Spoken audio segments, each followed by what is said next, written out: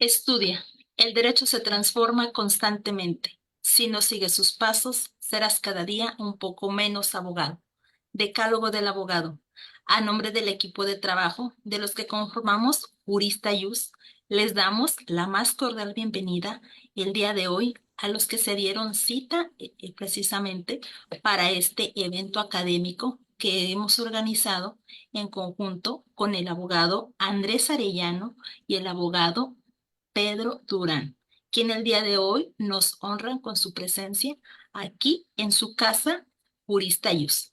Y pues bueno, primeramente vamos a pasar con esta conferencia muy interesante con este tema, teoría del caso, una visión científica. Esta conferencia nos la va a impartir el abogado Andrés Sarillán. Y pues bueno, antes de darle el uso de la voz, vamos a compartir un poco de su semblanza curricular, para lo cual le damos el uso de la voz al licenciado Mauricio. Adelante, licenciado Mauricio. Gracias, maestra, con mucho gusto. El maestro Andrés Sarellano Martínez es abogado particular en el área penal con enfoque en apelación y amparo penal. Es articulista académico e investigador académico independiente. Ha realizado diferentes artículos en revistas como Inmexus y el Poder Judicial del Estado de Zacatecas, así como artículos en donde se analizan tipos penales y figuras relevantes del Código Nacional de Procedimientos Penales empleando las matemáticas. Es docente universitario desde hace 10 años, estudiante de filosofía y cuenta con un podcast en Spotify llamado Abogado Científico.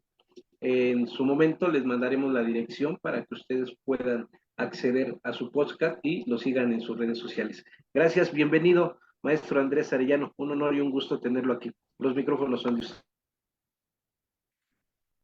Gracias, pues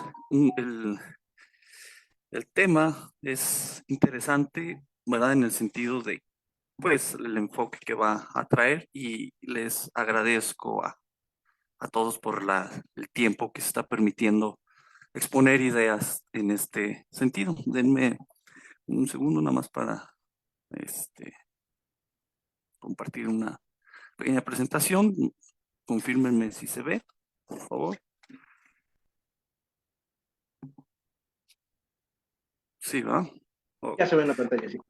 Bien. El tema es muy conocido ya por todos, ¿sí? Una teoría del caso, pero en este enfoque es cientificista, ¿sí? O sea, ¿qué significa eso? O sea, el cientificismo es una corriente filosófica, ¿sí? Que indica que el conocimiento o la experiencia que provee la ciencia es de las mejores formas de obtener información acerca del mundo para crearnos una visión de él. No descartan las ideas o la experiencia ordinaria que tenemos nosotros, sí, no se descarta, solo que el nivel de relevancia es diferente, ¿no? Entonces, desde este enfoque, lo que se busca es que la teoría del caso, entre nosotros los abogados, nos dote de un marco teórico para que nosotros como abogados hagamos ciencia. Sí, yo me manejo con una tesis que es el abogado científico. O sea, nosotros como abogados podemos hacer ciencia, pero para eso podemos apoyarnos no nada más en la teoría del caso, o sea, también unas cuestiones conceptuales. A ver, entendamos algo. La teoría del caso es imperfecta. Toda teoría del caso es imperfecta y en efecto es perfectible con el tiempo. Por ese grado de perfección lo vamos a ir mejorando, pues, o obteniendo con base en los años, con los casos similares, etcétera. Pero hay algo importante. A ustedes les venden la idea de que la teoría del caso tiene su lado científico solamente por la vía pericial. Esa es la idea que les venden y eso es falso, ¿sí? No solamente es por la vía pericial que entra el lado científico a la teoría del caso. Entra por medio de un trabajo metódico, riguroso y contrastable por parte del abogado, ¿sí? Esto lo sometemos al escrutinio racional, no solo en el proceso penal, sino yendo un poquito más allá, a la academia o al lado teórico, ¿no? Decir, miren, tuve un caso de estas características, surgió esta teoría del caso, se las presento en un artículo y pues destrócenla, úsenla si les sirve y mejórenla. Así es como podemos ir haciendo ese proceso de perfección. Entonces, el trabajo del abogado va más allá que un proceso. Podemos hacer ciencia jurídica desde la práctica. ¿Sí? Sistematización profesional, le dicen algunos, otros simplemente teorizar lo que vayamos obteniendo de un caso. Así que con lo que información que se presenta puede servirle a otro abogado en algún momento, pero la presentación de esa información puede ser a través de un artículo, de un libro, quizá, etcétera, pero con rigor, ¿sí? Bien.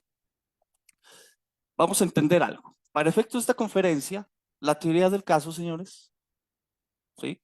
Y aquí entra ya el tema científico de todos nosotros que estamos ahorita, podemos entenderla como un conjunto de proposiciones lógicamente estructuradas, interconectadas, que organiza, sistematiza y explican el contexto y los hechos de un caso y la norma jurídica aplicable.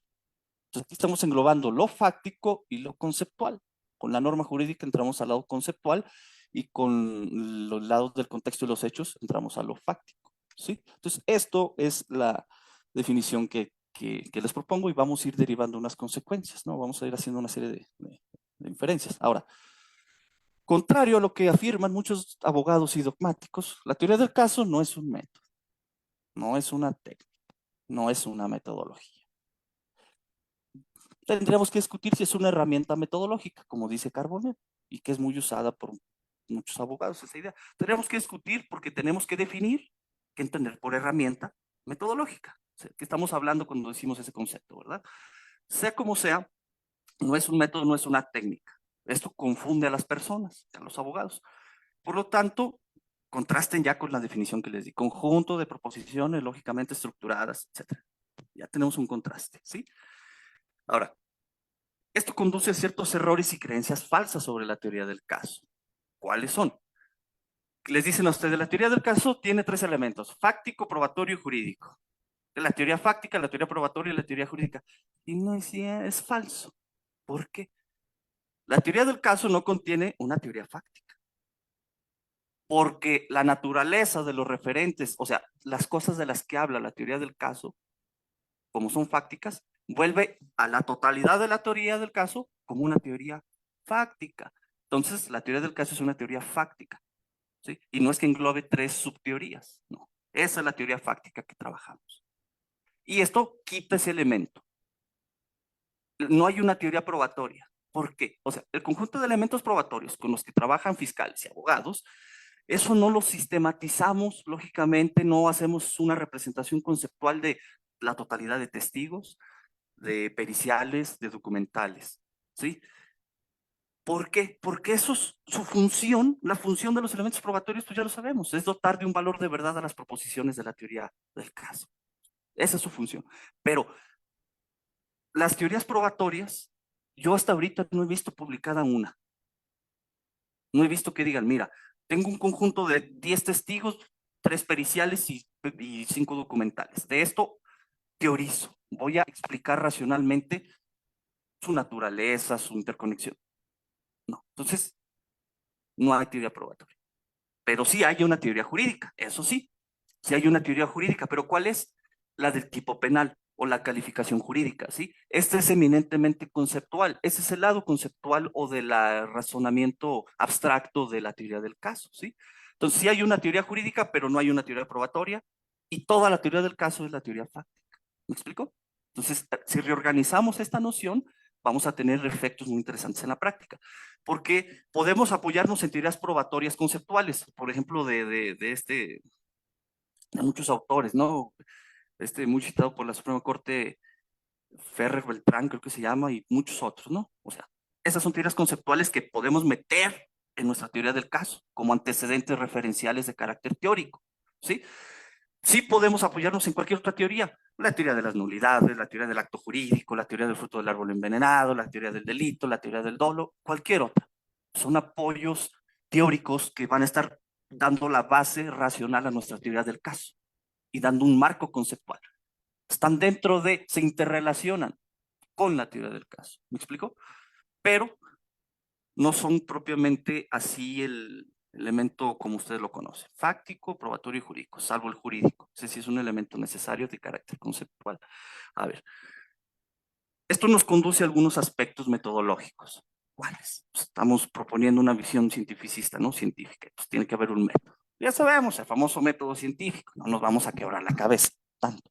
Pero toda construcción teórica se basa en métodos y técnicas de investigación científica. ¿Como cuáles?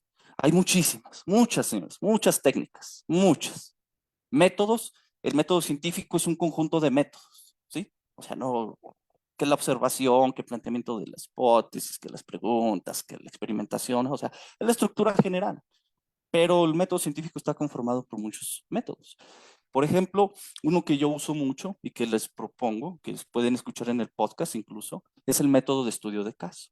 Aquí, dialogando alguna vez con Hidalgo Murillo, él tiene un libro que habla de estos temas y dice que se confunde la teoría del caso con el método de estudio de caso. Pero tiene una visión bien limitada, es lo que yo le critico a ese hombre, que tiene una visión bien pequeñita del método de estudio de caso, porque ignora la profundidad metodológica de la investigación que el método de estudio de caso tiene en ciencias sociales, incluso en psicología del desarrollo, evolutiva, clínica, etcétera, ¿no? Entonces, el método de estudio de caso tiene sus partes, ¿sí? Y como abogados, si lo aplicamos, pues vamos a ir obteniendo cierto grado de información y a través de esto, rigor en nuestro quehacer. Y no vamos a estar con lo que yo crea, con lo que yo sienta que tengo que hacer, sino que vamos a ir guiados en un paso a paso de análisis de un caso mediante un método, que es el estudio de caso, que es en su vertiente metodológica, el cual es diferente a la vertiente educativa, ¿ok? Es diferente. El método de estudio de caso, pues le subyacen muchos otros. Uno como abogado puede apoyarse en el método analítico, en el método descriptivo, entre otros. ¿Cómo así? Por ejemplo, el método analítico. Estamos en la audiencia de formulación de imputación o llega el cliente con el video de la audiencia de formulación de imputación y tenemos el hecho. Ya, ahí está. Las proposiciones fácticas, ahí está. Aplicamos el método analítico y lo desglosamos de uno por uno.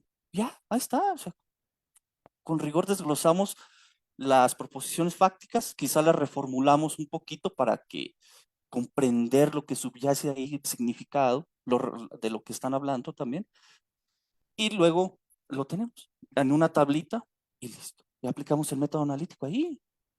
El método descriptivo, por ejemplo, lo hacemos cuando tenemos una entrevista de un testigo, ¿sí? Vemos la hora, el día, el lugar, la entrevista. Requisitos legales del 216 del Código Nacional, ¿sí? Lo estamos analizando, método analítico, desglosando sus partes, pero también describiendo cómo. Ah, el testigo Juan Pérez fue entrevistado el 20 de marzo del 2023 en la calle tal. Esa es una descripción, punto. ¿Sí? Habla de que vio al imputado llegar al lugar. Punto. Ahí estamos escribiendo. No estamos sacando conclusiones, solamente haciendo proposiciones existenciales de lo que estamos observando. ¿Cómo? A través de una técnica de observación. Cuando tienen la carpeta, si no saben por dónde empezar, vayan a la técnica de observación y esa técnica les va a decir cómo van a tener que observar un documento, o sea, cosas tan básicas como esa, ¿no? Tenemos la técnica de la entrevista y muchos otros que están en el Código Nacional, pero muchos cursos se limitan solo a eso, a estudiar las técnicas del Código Nacional. Señores, eso se queda corto. Esas hay que dominarlas, sí, pero hay que ir a la metodología, ¿sí? Algún libro que a ustedes les interese. Y ahí van a poder ver técnica de revisión documental, la técnica de reconstrucción racional, que es la que se propone en el libro del que vamos a hablar hace rato para analizar argumentos de autoridad, técnicas adecuadas al caso, ¿sí? Este es el lado metodológico que sostiene la teoría del caso. Indaguen un poquito del método de estudio de caso, pueden revisar el libro de metodología de Sampieri y hay un autor que se llama Jim Robert. Ellos dos trabajan mucho esta parte y yo tomo eso y es lo que les vengo a proponer. Entrarle por ese lado porque es una forma de metodología científica, ¿sí? Y a través de esto construimos la teoría del caso, ¿sí? Bien, vamos a ver, esto nos arroja unas características. ¿Qué les dicen a ustedes generalmente? Que la teoría del caso debe de ser única. A ver, dejen ver las anotaciones porque no recuerdo exactamente cómo era la tradición, lo que indica al respecto. Dice la tradición que la teoría del caso es única, flexible, simple, sencilla, creíble, persuasiva, lógica y coherente, ¿no? Es lo que dice la tradición. Pero Con el enfoque que les propongo, mantenemos la claridad y la precisión. ¿Cómo? Pues dejando claros sus referentes, o sea, ¿de qué hablamos? Por ejemplo, un concepto bien complejo, ¿qué es un arma blanca? ¿Qué es eso de arma blanca? Entonces, dejar claro el referente de qué cosa hablamos cuando decimos arma blanca, arma punzocortante, con punta romo, etcétera. ¿Qué hablamos? Esos son términos que vienen de la criminalística, pero al meterlos a la teoría del caso tenemos que dejarla clara como abogados. Entonces, eso es ser claro. ¿De qué estamos hablando cuando hablamos de objetos o conceptos? Y tiene que estar expresada con rigor lógico y de ser posible matemático a través de la teoría de conjuntos, una de las teorías fundamentales más básicas que tiene y que sostiene gran parte de la matemática y que podemos dominar. ¿Por qué, colegas? Porque esto da fuerza argumental. ¿Sí? Da fuerza argumental. Porque para que alguien lo refute, tiene que hacer pues, la misma forma de razonamiento y ver en qué regla lógica fallaron. No, no más porque yo creo que no. ¿Sale? Demostraciones racionales y pues fácticas también. Es sistemática, pues tiene un orden en el tratamiento de los temas y las cosas de los que habla, los referentes. ¿Sí? ¿Es lógica? Pues sí, es principio lógico, lo que siempre les dicen, no contradicción, tercero exclusión, etcétera. Pero las reglas de inferencia, si ustedes usan lógica proposicional, lógica de predicados o lógica de conjuntos, van a seguir las reglas de demostración racional que ellos ponen. ¿Sí? En mi caso yo uso mucho lógica de predicados y teoría de conjuntos. ¿Sí? La lógica de proposicional tiene muchos límites en cuanto a tratamiento de contenido del predicados y demás cuestiones. Tiene que ser contrastable. ¿Cómo vamos a contrastar una teoría del caso? Si estamos en un juicio, pues obviamente buscando fallas en su lógica interna, ¿no? Que haya deducciones imprecisas, que no sigan el silogismo, ya sea del razonamiento del modus ponens, el modus tollens, el silogismo destructivo, el constructivo, cualquier regla que falle, ahí atacamos y hacemos una contrastación desde su profundidad para luego hacer ver la falta de coherencia. Podemos contrastarla por su adecuación con el grueso del conocimiento científico existente. Esto ya es un trabajo más académico, ¿me explico? Cuando se pone acá afuera a la academia a consideración, ahí vemos. Y pues, quien considera, porque hay quienes proclaman que puede ser falsable, ¿no? Usan la falsación popperiana, que la lógica de la falsación es el modus tollendo tollens, ¿no? Hay que negar el consecuente para negar el antecedente. Entonces, estas formas de contrastación, pues es importante que la teoría sea, porque si yo aviento una proposición que no sé qué significa, no sé de qué habla, parece ilógica, en cuanto que se contradicen en su punto interno de las cosas de las que habla, son contradictorias, pues no la voy a poder falsar, es decir, no voy a poder decir que las consecuencias a las que me conlleva no son como las está diciendo, ¿sí? Entonces, esto es parte de la teoría del caso. Ahora, vamos a un punto importante. ¿De qué habla una teoría del caso? ¿Sí? Y esto es la claridad, señores. La teoría del caso nos habla de una concreta conducta de una persona. Eso es todo de la totalidad a la que se refiere en el mundo. Una conducta de una persona. Esa es su referencia. Pero, y ojo con este giro conceptual que voy a dar aquí, pero de toda esa conducta, la teoría del caso representa, porque es una representación conceptual, representa algo específico, una acción u omisión jurídicamente relevante, un delito, ¿sí? Un abandono, un divorcio, un acto jurídico de compraventa, etcétera. Esos actos, eso, de toda la conducta de la persona, lo que nos interesa representar o explicar es una acción jurídicamente relevante. Entonces, a ese grado de detalle es el que tenemos nosotros como abogados, ¿sí? Y algo importante, la teoría del caso es una representación conceptual de los hechos. ¿Cuáles son los hechos? Pues lo que hizo la persona, ¿no? En su acción, ¿sí? Que disparó, que dio un golpe, que hizo una expresión verbal discriminatoria. Toda esa serie de hechos lo relacionamos nosotros a través de la teoría del caso, mediante constructos, ¿sí? Esta forma de representación conceptual que nos da la teoría del caso, ¿sí? Es por medio generalmente de proposiciones fácticas. Dicho de otra manera, las proposiciones fácticas son la forma de representación conceptual con la que trabajamos en la teoría del caso, ¿sí? Entonces, ¿qué son las proposiciones fácticas? No es otra cosa más que un conjunto de enunciados singulares o existenciales, ¿sí? Existió un arma de fuego O el imputado tenía un arma de fuego. Esa es una proposición fáctica que es existencial, porque está asegurando la existencia de un objeto, de un individuo y otras cosas, ¿no? Una interacción ahí. Ahora, veamos otro ejemplo. Juan acompañó a Pedro al interior del domicilio. El demandado incumplió con su obligación de pago. Ahí estamos viendo la acción de una persona representada en un enunciado existencial que es comúnmente llamado proposición fáctica, que es la forma de representación conceptual, señores, con las que nosotros trabajamos, ¿sí?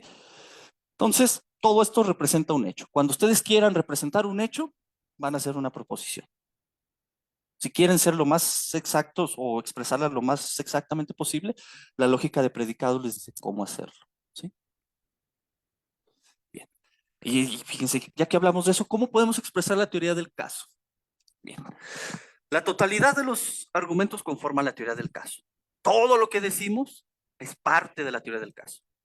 Pero de todo lo que decimos podemos extraer, de todo lo que decimos podemos extraer una idea principal y podemos expresarla, enmarcarla o resumirla en una proposición, ¿sí? De todo lo que estamos hablando podemos hacerlo en una sola proposición que tiene un impacto y sabroso en juicio oral, señores. ¿Cómo? Tan sencillo como lo siguiente. ¿Eso podemos considerarlo? Quizás sí, quizás no. Ustedes pueden hacerlo, señores. No es absoluto. Esto es adecuable a su concepción teórica y filosófica. Pero puede ser, ¿por qué no? Pues el enunciado teórico principal. Yo expreso el cascarón de mi teoría del caso a través de una proposición como la que están viendo. Pueden usarla en cualquier momento del juicio, sea, por ejemplo, una audiencia de vinculación, un juicio oral, y empiezan sus alegatos. Señoría, se demostrará por qué las pruebas aportadas por el fiscal en relación a los acontecimientos de fecha X no constituyen ni aportan condiciones suficientes para determinar la plena responsabilidad de Y en la concreción del tipo penal Z. Este es el resumen de la teoría del caso. Así la podemos expresar, o si es tan simple como esto. Esto es una proposición teórica, ¿sí? Vamos a ver un caso real. Esto lo hice en un caso de tentativa de homicidio calificado. Esta fue por decirlo de esta manera, la proposición teórica que resumía toda mi teoría del caso. Se demostrará por qué no se acredita el tipo penal de tentativa de homicidio calificado con ventaja y premeditación al existir una causa de atipicidad consistente en la falta del elemento subjetivo, es decir, la falta de la intención de privar de la vida por parte del sujeto activo. Esa era la teoría del caso. Esa es la teoría del caso. Así la expresamos y todo lo demás, el desahogo probatorio, las objeciones, bueno, las técnicas de litigación y planteamientos incidentales, todo eso es parte de la teoría que busca demostrar esto. ¿Me explico? Por eso, todos los argumentos siguientes que se construyan van a explicar esta proposición. ¿Por qué no se acredita el tipo penal? Yo afirmo que existe una causa de atipicidad. Todos mis argumentos van a ir encaminados a materializar esa causa de atipicidad. Y eso es una demostración tanto racional, porque acarrea consecuencias lógicas, como fáctica, ¿sí? Y aquí hay algo importante. Dije que la teoría del caso no tiene una teoría probatoria, no tiene una teoría fáctica, porque la teoría del caso es ya la teoría fáctica, pero sí tiene una teoría jurídica, que es el lado conceptual. Y esto nos conduce a la relación de la teoría del tipo penal, la teoría del delito y la teoría del caso. Esto es muy sencillo. Tenemos que partir de un axioma, ¿sí? Es la exacta aplicación de la ley, señores, ¿sí? La exacta aplicación de la ley podemos meterla en un apartado, en un renglón de nuestra teoría del caso como un axioma, del que podemos deducir consecuencias bien interesantes. Miren, la teoría del delito es fáctica. Es fáctica. Ustedes les han enseñado que tiene conducta, es que yo me manejo con el modelo lógico del derecho penal, señores. O sea, es una vertiente más diferente. Ustedes les dicen que tiene una conducta, tipicidad, antijuridicidad y culpabilidad. Creo que se maneja la tradición sobre eso. Nosotros en el modelo lógico del derecho penal no trabajamos con eso. Nosotros trabajamos con una teoría del tipo penal, que es nuestro lado conceptual, y con una teoría del delito, que es el reflejo fáctico de los elementos conceptuales del tipo penal, ¿sí? Y la teoría del caso es algo fáctico. La relación teórica entre estas tres teorías, que es base, es medular, señores, para nosotros, es lo que nos va a ayudar a hacer ver, oye, este elemento del tipo penal es inconstitucional. Oye, este elemento del tipo penal violenta un derecho fundamental. ¿Sabes qué? Falla la taxatividad, en pocas palabras. ¿Sí? Entonces, nosotros, al menos desde el modelo lógico del derecho penal, conectamos la teoría del tipo penal, o sea, el concepto, con lo fáctico, que es la teoría del delito a través de el juicio de tipicidad. Así lo hace la tradición también, señores, pues es obvio, pero lo hacemos representativo a través de lo que se conoce como una función biyectiva, ¿sí? Es una representación matemática que hacemos. ¿Cómo así? Hay una relación uno a uno entre los elementos del tipo penal y los elementos del delito, a excepción de la culpabilidad. Ah, ¿verdad? Te dijeron, ya metiste la culpabilidad en el tipo. Pues no, ahí es esa parte dentro del rango del delito. Entonces, entendamos aquí un poquito el lado matemático de esto, que es muy, muy básico. La función trata de enlazar un dominio con un rango, o sea, elementos que están de base aquí se reflejan en el delito, ¿sí? Cada elemento del tipo penal debe tener un elemento en el delito, sujeto activo, sujeto pasivo, hecho, etcétera, etcétera. Ya saben ustedes los elementos, ¿sí? Entonces, al rastrearlos, al mapearlos, nosotros en el tipo penal nos vamos a los hechos, que es el delito, y ahí lo estamos ligando uno a uno, ¿sí?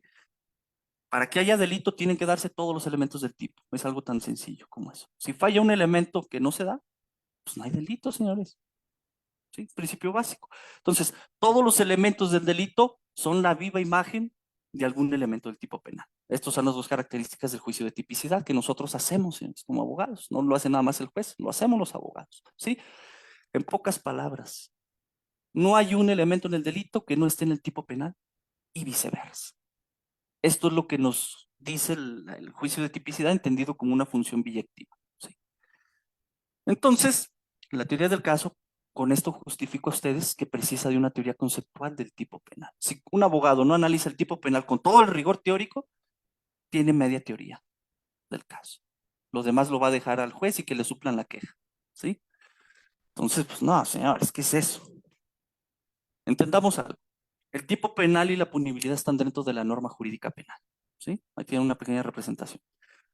No hay que olvidar que el alcance de un tipo penal se reduce acudiendo a textos normativos de la parte general del Código Penal. ¿Sí? Si tenemos una ley especial, pues sumamos la parte general, se da una especie de intersección entre esas dos leyes. ¿Sí? Entonces, ¿cómo? Pues acudiendo al dolo, a las formas de participación y todo lo que ya saben de que les ha enseñado Quintino. Eso nosotros interpretamos de otra manera. ¿Sí? Pero está muy relacionado. Unos consejos para analizar un tipo penal. Tener clara la teoría que van a aplicar, señores, porque si no la conocen, pues no vamos a saber de qué estamos hablando. Hay que analizar lógicamente el texto normativo. Los textos lingüísticos legales tienen conceptos que hablan a veces de conjuntos, cuestiones existenciales, entre otras cosas. Hay que analizar los términos. Nos dan a veces predicados que nos dan una relación diádica entre dos elementos, como lo es, por ejemplo, el de la presencialidad, ¿no? Testigo presencial. Presencial es una característica que podemos representar como un predicado que nos relaciona una persona con un hecho, con un sujeto activo y un sujeto pasivo, que observa todo esto a través de sus sentidos. Todo eso tenemos que penetrar ahí para identificar las relaciones lógicas. ¿Se han preguntado racionalmente cómo se relaciona el sujeto activo con el sujeto pasivo? ¿Cómo se relaciona el sujeto pasivo con el objeto material? ¿Cómo se relaciona el objeto material con el sujeto pasivo? ¿Hay una relación bicondicional? ¿Simétrica, antisimétrica? ¿Cómo tenemos claras esas relaciones? ¿Cómo? Pues hay que realizar una búsqueda documental y jurisprudencial. ¿Qué ha dicho la Suprema Corte? Esto es básico, ¿no? Porque de ahí vamos a sacar información previa para ir haciendo todo lo demás y podernos confrontar argumentativamente. Y pues ya el tema semántico, o sea, el contenido de los conceptos de los que estamos hablando, que la taxatividad, por ejemplo, el sujeto activo con calidad específica, exactamente en la realidad a qué se refiere. Ah, pues a Juan Pérez, que es profesor. ¿Ah? Ahí hay que identificar bien claro la semántica, o sea, las cosas de las que está hablando cada concepto del tipo penal. Y pues delimitar los elementos y justificarlos, porque es así y no de otra manera. ¿Sí? Esta es la parte fuerte, medular de la teoría del caso. ¿Sí? Vamos a ver un ejemplo conceptual de un tipo penal. Esto es de un caso que lleve hace como 2 años de desaparición de personas cometida por particulares. ¿Sí? Se analizaron 2 conjuntos de normas. el Código Penal Federal y la Ley General de Desaparición de Personas, así en resumidas cuentas. Todo esto lo saqué de la clasificación jurídica que dio el fiscal. ¿Me explico? Lo saco, veo qué tipo penal construye y me di cuenta que ese tipo penal tenía 3 elementos, obvio desde el punto de vista del modelo lógico del derecho penal. Abajo pueden ver la estructura, la representación conceptual de ese tipo penal a través de teoría de conjuntos, ¿sí? Entonces, y hay algo bien interesante con ese tipo penal. Es tengo la hipótesis de que es inconstitucional, porque violenta el derecho a no autoincriminarse y el derecho a guardar silencio por parte del imputado. ¿Sí? Bueno, esto, así como lo están viendo, así lo presenté yo en juicio. Y de ese análisis salió un artículo que pueden leer en researchgate.net, ahí lo publiqué, son 50 páginas de este estudio teórico, nada más para entender qué decía este tipo penal. O sea, yo quería saber qué decía, porque pues si no, ¿cómo iba a defender a mi cliente? O sea, ¿verdad? Entonces, ahí tenemos el desglose, ¿no? Del deber jurídico, el bien jurídico, el sujeto activo, el sujeto pasivo, etcétera, etcétera.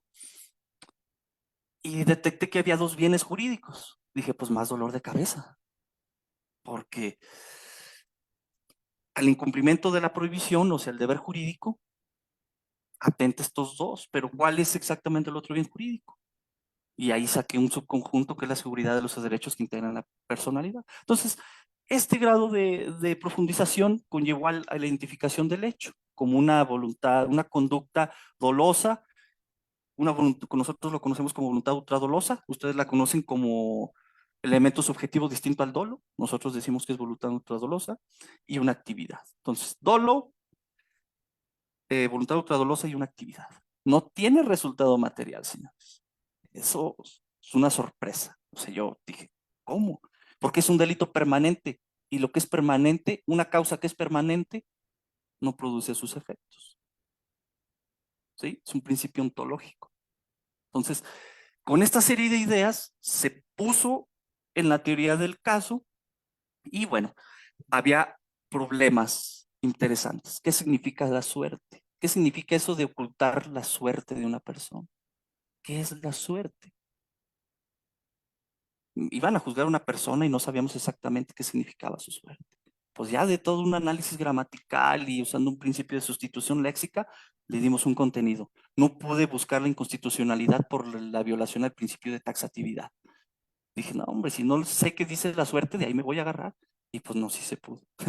A mi mal sí se pudo y pues ya ni cómo, ¿verdad? Porque así le iba a hacer la Suprema Corte. Analizar gramaticalmente y hacer un principio de sustitución léxica. La suerte no es otra cosa más que el estado real en la que está una persona, viva, muerta, perdida o en alguna modificación en su salud.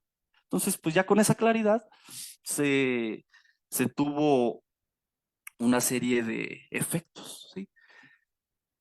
Vamos a, que fue la absolución de la persona, pero vamos llegando a conclusiones sencillitas. La teoría del caso puede ser científica no solo por la vía pericial, sino por el trabajo metódico, riguroso y contrastable del abogado sometido a la academia. Que yo venga y le diga, licenciado Mauricio, tuve un caso y saqué esta teoría.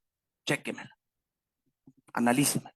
Si le sirve, úsela, y si se refuta, pues bueno. Pero ahí está, ahí estamos ya haciendo trabajo científico. Notemos cómo es parte de la actitud del abogado. ¿Me explico? Entonces, es que la ciencia es una actividad humana, señores.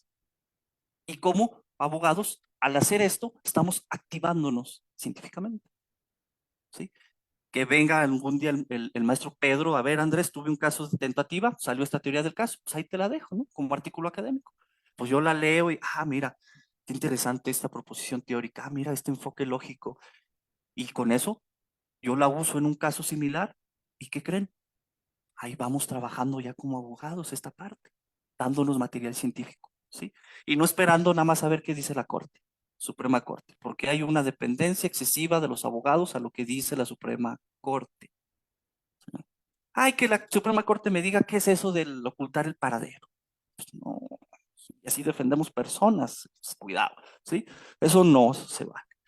La labor teórica del abogado va más allá del proceso penal acusatorio. Hay un compromiso moral con la sociedad de que como abogados generemos conocimiento científico. Es una obligación moral, señores. La totalidad de los argumentos conforman la teoría del caso.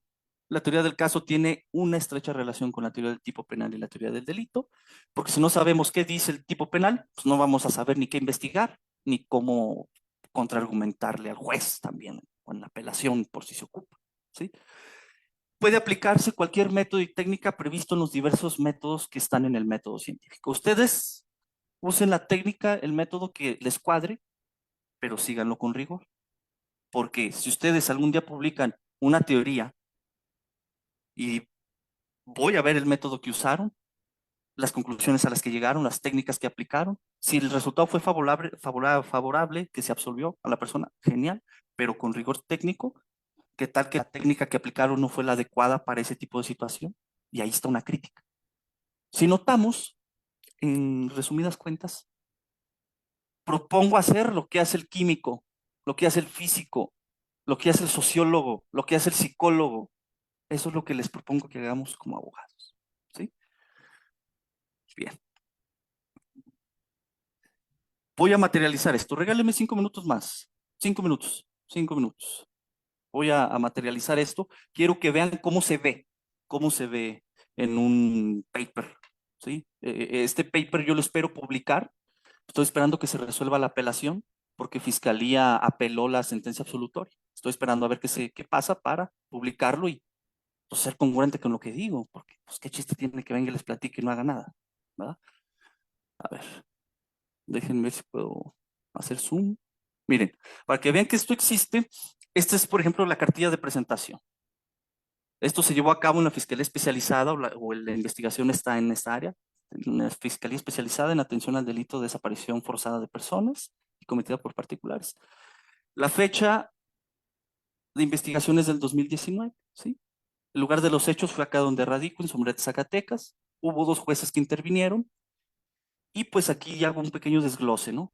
O sea, acuérdense, sistematicidad, etapas procesales, en qué fecha se dio, y hay algo en la intermedia que les quiero mostrar. ¿A dónde me condujo el análisis? Resulta que en la presentación de la acusación, la fiscalía había variado una circunstancia de tiempo en el hecho. Me di cuenta, le hice valer como incidencia y eso impactó muchísimo en juicio, ¿sí? Y en resumidas cuentas, se rectificó vía vicio formal el hecho por el que fue acusado a proceso el acusado. Y llegamos al juicio oral. Fue en diciembre del 2022, fue un tribunal unitario y hubo un fallo absoluto. Punto. Con estos datos generales, cuando ustedes lean el paper, pues se van a dar un contexto bien general, ¿verdad? Del caso. Y así estoy presentándoles a ustedes la teoría del caso que usé. Les digo, miren, hubo datos técnicos y la clasificación jurídica. Mira, esta es la forma de conducción del imputado a proceso. Así me lo trajeron. Esta fue la clasificación jurídica. Mira, esta es la determinación del hecho. Yo consideré que el hecho es un hecho de simple conducta de una actividad dolosa. ¿Sí? Y en otras tablas te digo, mira, este fue el contenido de la carpeta de investigación, con unas tablas. Mira, estos son los oficios que hubo. El tipo de oficio, la fecha, la persona que fue requerida. Y así, ¿no? Esta es la parte descriptiva y analítica de la teoría del caso. ¿Sí? Y así me la llevo con la audiencia, también plasmo el hecho, ¿sí? Y llegamos al análisis. Mira, así. Analíticamente podemos descomponer el hecho en proposiciones. Aquí me dieron 8 proposiciones. Y hacer algo que se llama triangulación. Ahí metodológicamente hay algo que se llama principio de triangulación, que por cada proposición hay al menos 3 medios de prueba que la sostengan, así de sencillo. Pues aquí está. Proposición 1 a 8, estos 3 medios de prueba me lo sostienen. Esto ustedes van a poder leerlo mucho, por ejemplo, en artículos académicos, químicos y de cualquier tipo. Oye, no triangulaste bien. Oye, te faltaron pruebas para esta afirmación, etcétera, etcétera. ¿Sí? Y así vamos. Algo que se tuvo que hacer aquí fue un análisis contextual. Por ejemplo, los delitos de desaparición se hacen análisis contextuales. Y aquí fue buscar en periódicos para ver cómo era el contexto en el 2011. Aquí había 4 cárteles en ese entonces, miren. Y saqué unos datos demográficos de cuántas desapariciones había habido en ese tiempo, porque yo tenía que saber si se trataba de una desaparición de personas cometida por mi cliente o bien vinculada a la delincuencia organizada. Y para eso nos sirve el análisis contextual, ¿sí? Que es una técnica también. Aquí me asesoré con un antropólogo. Y esto arrojó una línea del tiempo. En este caso, se arrojó una línea del tiempo que ilustró ya la mecánica general de los hechos. Se hizo calendarizaciones de las últimas fechas en las que se vio a la persona. Eso no lo presenté en juicio, lo tuve para mí, para mi teoría, para mi guía de trabajo, pero no lo presenté en juicio. Y así con cada elemento teórico. Por ejemplo, si ustedes quieren traer una teoría, la teoría de las nulidades, lo ponen en lo que se llama un marco referencial. Y ahí van a pegar su interpretación de esa teoría. Y más adelante, cuando hagan lo que se conoce como discusión de resultados, ¿sí? Ahí van a usar todas las teorías para hacer deducciones, ¿sí? Y analizar los hechos y todo lo demás. Entonces, miren, cuando lleguemos a esta parte, no, cuando en su trabajo, según el método de estudio de caso, déjenme ver si lo encuentro. Llegamos a la parte de, ya me pasé, denme un segundo. ¿Qué es todo esto? Que fue un chorro, compañero. Aquí. Cuando llegamos a la parte ya del análisis de datos, aquí es donde entra en función todo el marco teórico que pusieron. Sus preguntas de investigación, pues es que es difícil resumir todo esto, pero las preguntas de investigación que les enseñan qué, cómo, cuándo, dónde, quién, por qué, están mal enseñadas porque llevan una estructura que necesita otra serie de elementos más precisos, ¿sí? Todo esto pues es el desemboque al que yo les propongo llegar. Yo creo que esto va a tener mucho más luz cuando esto lo haga público y lo publique en un paper académico. Ustedes van a poder ver todas estas ideas materializadas aquí, ¿sí? Y ya ustedes van a poder hacer la crítica que corresponde. Pero quiero que vean que lo que les he dicho sí lo he aplicado y no me lo inventé ahí en una mañana tomándome un café. Sería todo de mi parte. Escucho preguntas, críticas, comentarios y aquí ando. Adelante, licenciado Mauricio.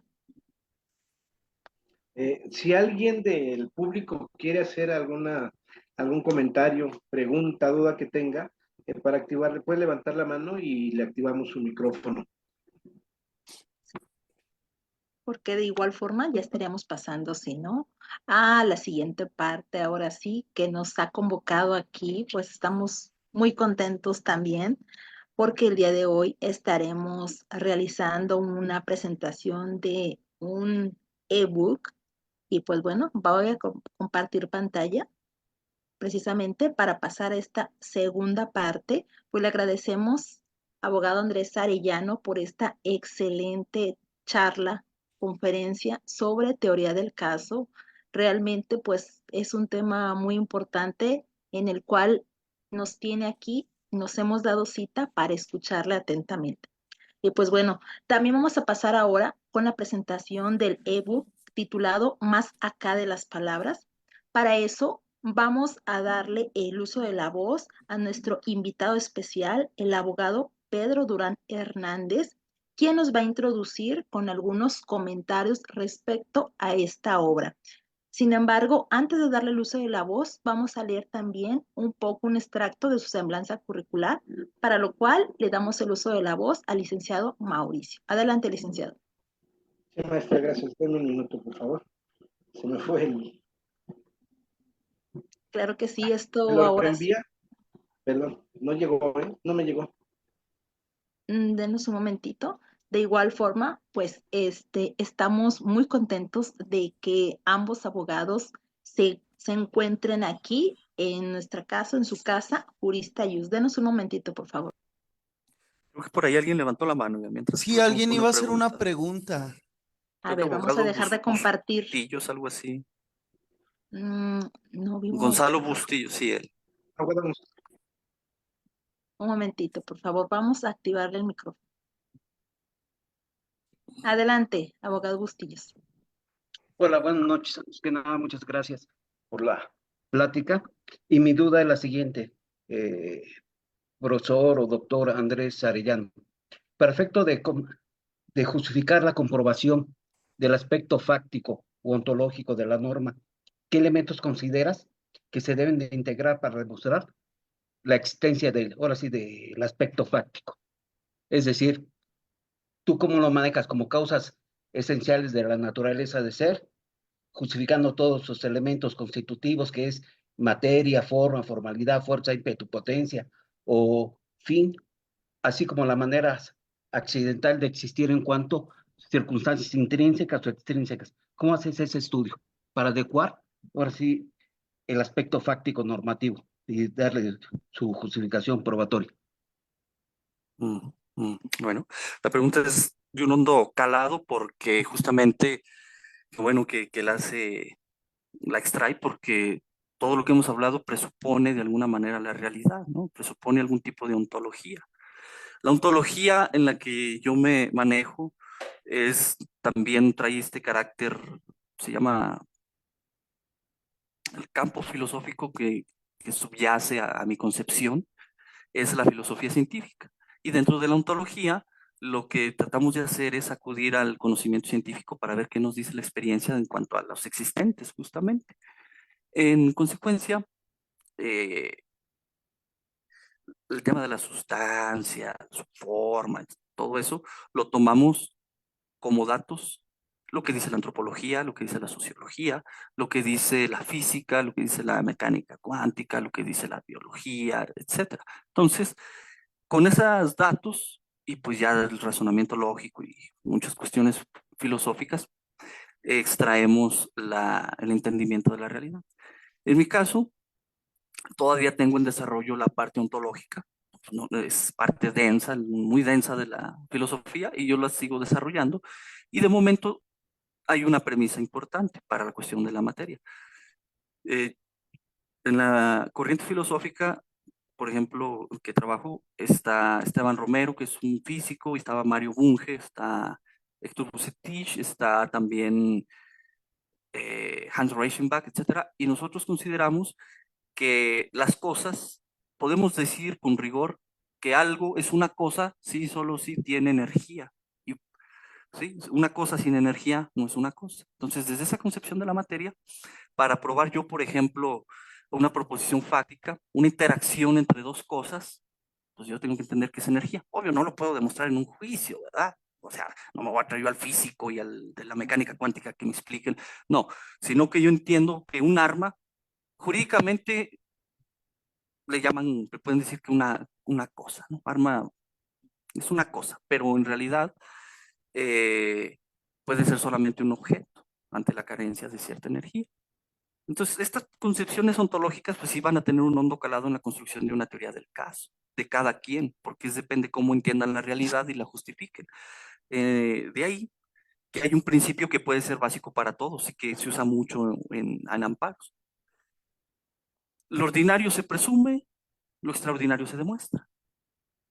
Entonces ese principio ontológico lo podemos incluir y es que con el que más base podría ahorita responderte adecuado al campo jurídico en el que te estoy hablando, porque lo demás sería súper extenso. Pues tratar de explicar toda la concepción ontológica que tengo, ¿no? Entonces yo creo que ahorita lo ordinario lo presumimos, lo extraordinario lo demostramos, y si una proposición fáctica hace ver un hecho extraordinario, pues con más razón hay que buscar elementos probatorios, científicos, máximas de experiencia, etcétera, pues para demostrar. Entonces todo esto se reduce a esta simple respuesta. Abogado, pero me gustó su pregunta y tiene un hondo calado filosófico y con un impacto científico evidentemente bastante fuerte. Eso está muy, muy bien, muy buena pregunta. Muchas gracias, maestro Bustillo, por esta pregunta que nos realizó. Nos da gusto saludarlo. Licenciado Mauricio, adelante. Sí, no, excelente pregunta y excelente contestación. Me gustó mucho. Le agradecemos al maestro Bustillo también, es un académico muy reconocido también, en diferentes plataformas se mueve el maestro Bustillo y pues es un gusto que le haya llamado la atención esta propuesta académica y gracias por participar. Bueno, y si no tiene algún inconveniente, maestro Andrés Cerellano, si me permite darle lectura al currículum de nuestro invitado de honor, que va a hacer Adelante. mención de este libro que, bueno, ya tuvimos algún comentario hace un rato, pero ¿quién mejor que con tanta experiencia? Si me permite, voy a dar cuenta de su currículum. En su experiencia laboral, él laboró en la Procuraduría General de Justicia para el Estado de Zacatecas, en la Dirección de Desarrollo Social del Honorable Ayuntamiento de Zacatecas. Es profesor docente en la Universidad Interamericana para el Desarrollo en la Universidad Autónoma Durango, Campos Fresnillo, representante en el Consejo Electoral del municipio de Fresnillo, Zacatecas, abogado en materia laboral, civil, familiar y penal en el bufete jurídico Bonilla Estudio Jurídico, apoderado legal de varias empresas privadas, articulista en México Literario, es panelista en diversos medios de comunicación. Su formación académica, él es licenciado en Derecho, cuenta con un diplomado en Literatura Europea, impartido en el Instituto Nacional de Bellas Artes. Masterclass de Economía, curso en materia de Derecho Penitenciario, conferencia en Desarrollo Profesional Docente en la era digital, conferencia en Inteligencia Artificial en la Educación, conferencia Derechos Humanos y Garantías Constitucionales impartida por el doctor José Ovalle Favela, impartido por la Suprema Corte de Justicia de la Nación, entre otros. Doctor Pedro Durán, un gusto tenerlo aquí. Los micrófonos son de usted y estamos atentos a sus comentarios. Gracias. ¿Qué tal? ¿Cómo están? Muy buenas noches a todos. Muchísimas gracias por el espacio, por la conversación y por la deferencia y sobre todo por al maestro Andrés Arellano, por el espacio y por el hecho de permitirme comentar un libro tan complejo como lo es esto. Es verdaderamente un reto muy interesante, muy interesante. Voy a comenzar por el principio. Voy a hacer 3 comentarios. Uno de carácter general sobre la importancia del libro, otro sobre el presupuesto filosófico, porque para entender el libro me tuve que poner a leer a Mario Bunge y me voy a enfocar ya en el fondo del libro respecto del silogismo tradicional, que creo que es muy importante y creo que se tiene que tocar y se tiene que subrayar este tema. Muy bien. Miren, el presente libro más acá de las palabras, una guía práctica para reconstruir racionalmente argumentos de una autoridad y destruir su presunción de apego a derecho. Es muy importante porque yo le compartí un prólogo al maestro Andrés Arellano que le hice y uno de los puntos principales que mayor decantaba era el hecho de que en las últimas décadas los operadores del derecho penal se han desfilosofado, lo cual atenta contra las expectativas del pensamiento filopenal. Tal vez pudiera ser porque, bueno, pues pudiéramos sentar las bases de que están estudiando el sistema acusatorio relativo a la reforma al artículo 20, desde el 2008, etcétera, pero es que aquí está el punto antagónico o aquí está el oxímoron, por decirlo así. El punto es que el sistema de corte acusatorio penal es filosófico. Es filosófico y esto lo podemos respaldar de diversos puntos. Ahora, el presente libro no nada más busca tener injerencia en la filosofía, sino en la filosofía científica de Mario Bunge, lo cual ya representa un doble problema. Decía, por ejemplo, bueno, el sistema de corte acusatorio es filosófico. Tenemos la valoración libre y lógica, la lógica tendiendo Immanuel Kant. Tenemos la teoría del falsacionismo, que bien lo mencionaba el maestro Sarellano, que de igual forma se puede subsumir dentro del desarrollo de alguna audiencia para el esclarecimiento de los hechos o, por ejemplo, algún testigo. Muchas de las objeciones que se dan en el desarrollo del interrogatorio son estratagemas de los que hablaba Aristóteles o Arturo Schopenhauer en El arte de tener la razón. Por ejemplo, la objeción sugestiva no puede sugerir la respuesta en un interrogante porque entonces ya hay un ardid, ya hay una trampa ventajosa. Esto lo explica muy bien Arthur Schopenhauer en El arte de tener la razón. La creación de los conceptos de violación o los agravios de igual forma que se hacen en forma de silogismo, vienen de Aristóteles, de la teoría deductiva aristotélica que vamos a analizar un poquito más a fondo, un poquito más de forma exacerbada, un poquito más adelante, pero premisa mayor, premisa menor y conclusiones, teoría deductiva aristotélica que deviene y esclarece el silogismo. La oralidad y la verbalización, la dramatología de Jacques Derrida. Y por supuesto, el nexo causal de la causalidad de Mario Bunge. Bueno, a eso pues hay que adicionarle el tema de la teoría del tipo penal, la teoría del delito, etcétera, el Tape-Stam de Ernest von Belling, la teoría de la imputación objetiva de Hans Welsen, el materialismo de Feuerbach, etcétera, y aquí está el punto. Por eso es muy importante este libro. Créanme, en serio, le decía al maestro en forma de cotorreo, no es barba, maestro. En serio está bueno el libro, ¿eh? Está bueno, en serio. Miren, porque parte del presupuesto filosófico de Mario Bunge. Mario Bunge desarrolla por lo que le alcancé a leer, porque debo de reconocer que es un autor que yo no había leído, de hecho el maestro Sarellano fue quien me lo presentó, pues desarrolla un sistema científico filosófico y parte de todas aquellas personas que se apartan del método científico del positivismo. El método científico del positivismo, pues parte precisamente de la observación. Mario Bunge, estuve analizando algunos escritos que le hizo a Popper, a Karl Popper, de la Sociedad Abierta y sus enemigos, y Mario Bunge estuvo presente en una conferencia que dio Popper. Y Popper, quien de igual forma se aparta del positivismo y del método científico de observación, cuando finaliza su conferencia dice lo siguiente, dice, ya ven que los positivistas están equivocados porque el método científico no parte de la observación, sino del planteamiento del problema. Bueno, ya después Mario Bunge y Popper, pues parece que como que se distancian, se aíslan, por decirlo así, sobre todo porque parece ser que los métodos que comenzaron a utilizar, pues Popper no usaba tanto la ciencia, Bunge sí se basa en la ciencia, y sobre todo porque Bunge señala que Popper, desde que se reunió con Friedrich Augusto von Hayek, pues como que la visión política le cambió. Pues bueno, eso ya son cuestiones políticas.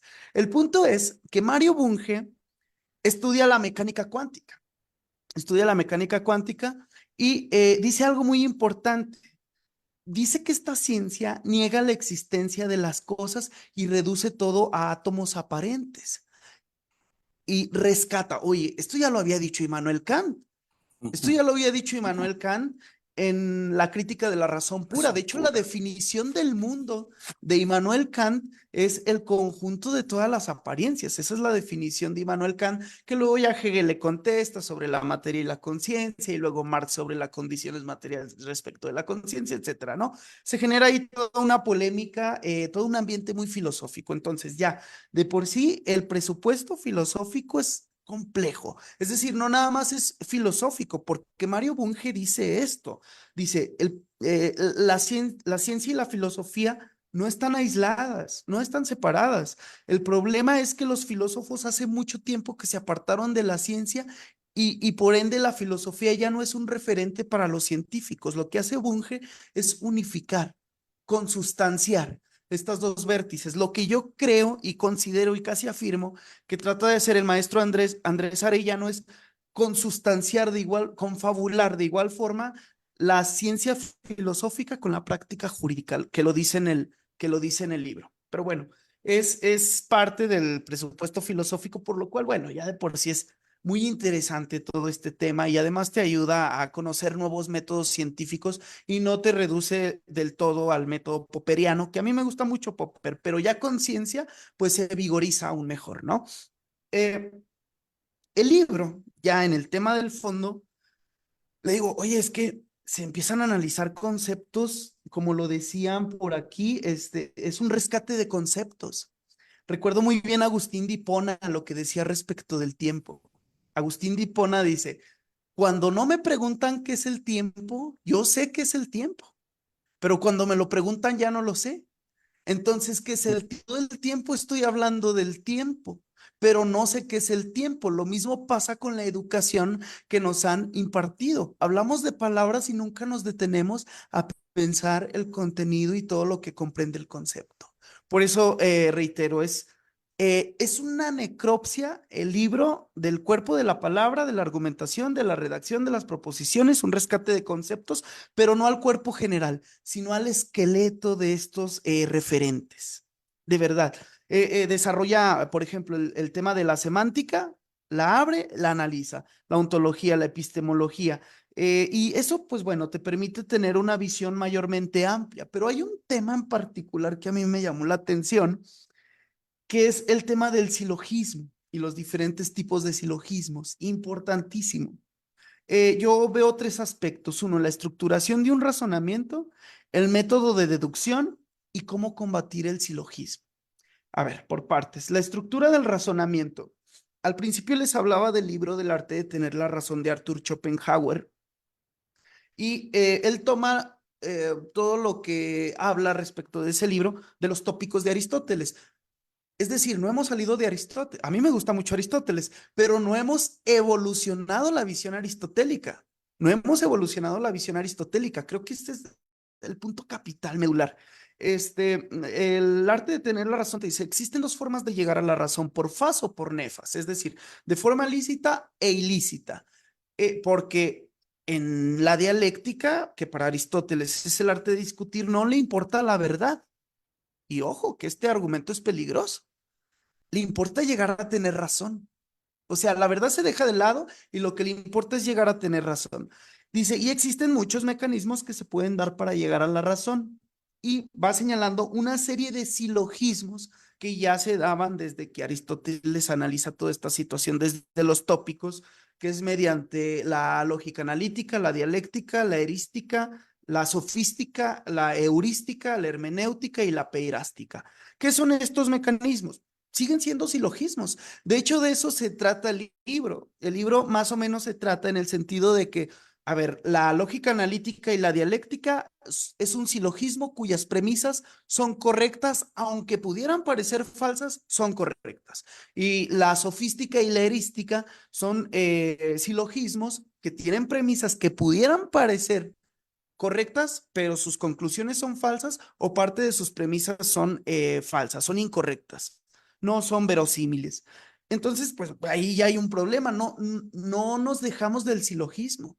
Ya después analizo otras cosas respecto del estratagema, los ardiles, las ventajas para los contertulios, etcétera, pero bueno, eso ya es otra cosa. Entonces, respecto de la estructuración de un razonamiento, pues aquí ya cambia toda la visión, porque pone hice por aquí mis apuntes, pone un silogismo de Mario Bunge que no se circunscribe únicamente a la premisa mayor, premisa menor y conclusiones, sino que es premisa, hipótesis, contrastación, inferir una consecuencia, confrontación de la experiencia, inferencias o refutación, que sería el rechazo, y en lugar de reducirse nada más al silogismo tradicional, amplifica que, bueno, vi la cita de Mario Bunge, estimo que es de Mario Bunge, amplifica la revisión del argumento y el razonamiento que se pretende dar.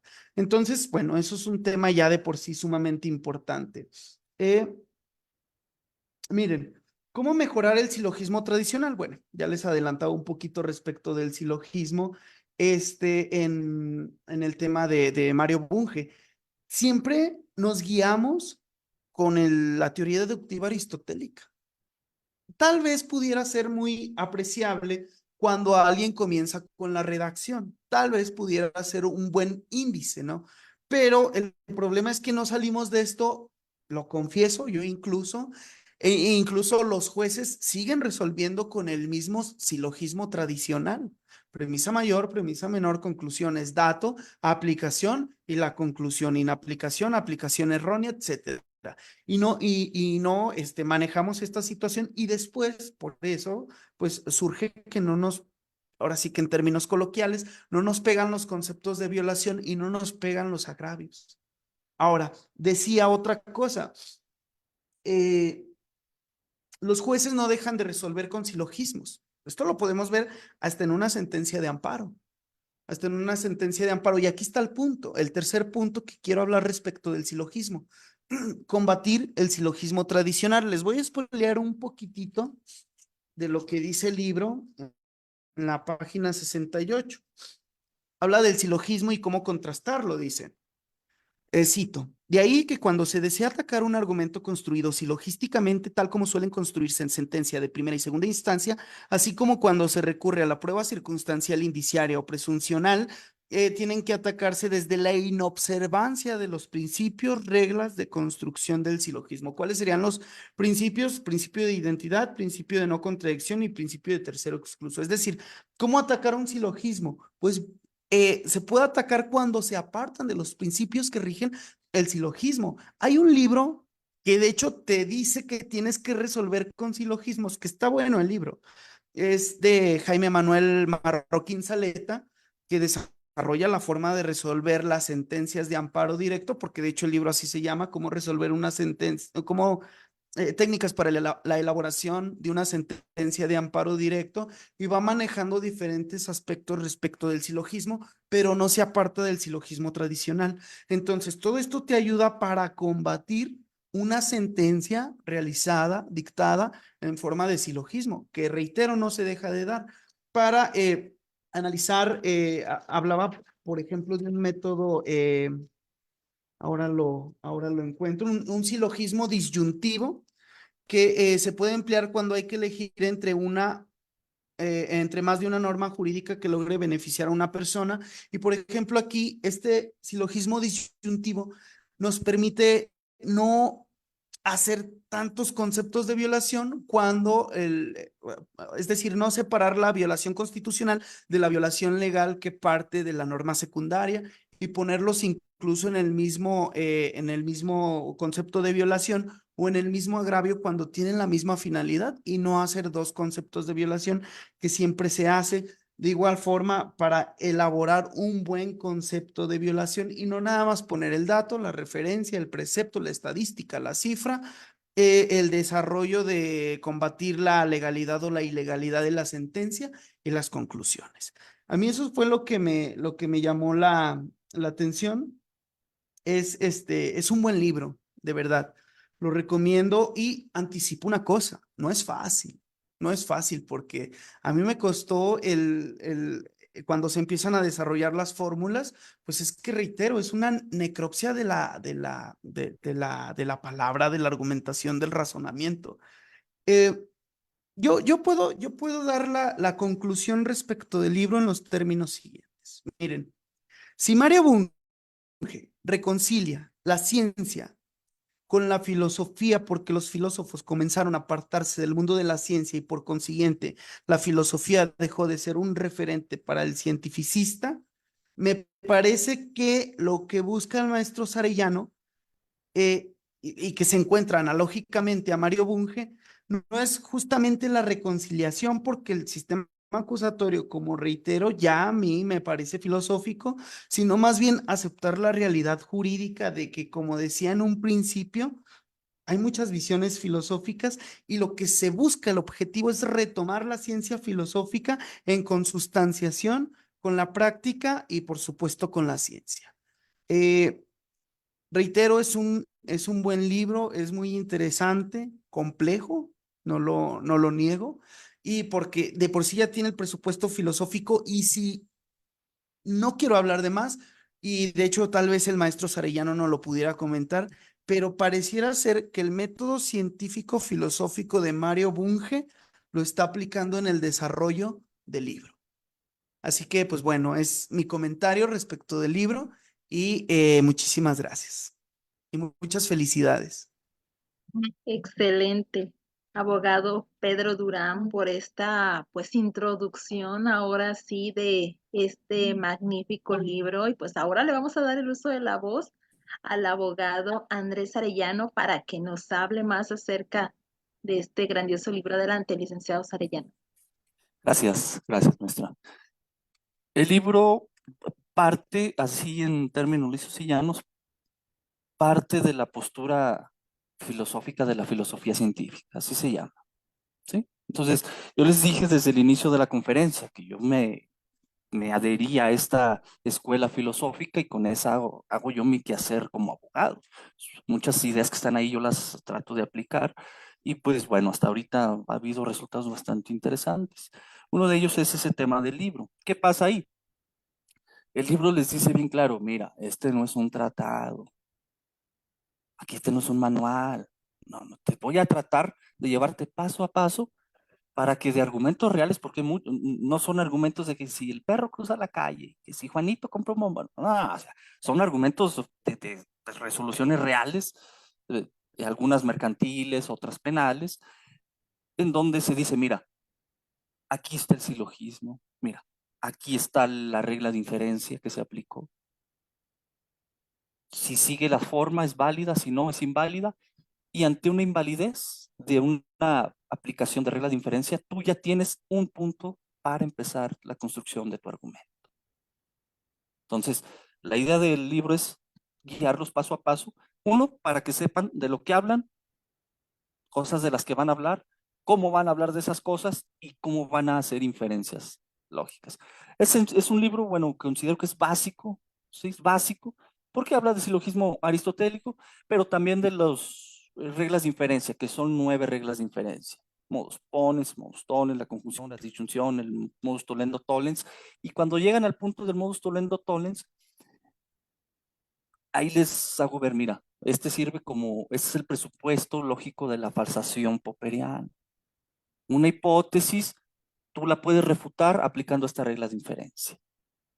Y de ahí viene explícitamente la forma del argumento jurídico que pueden usar. Sí, sí.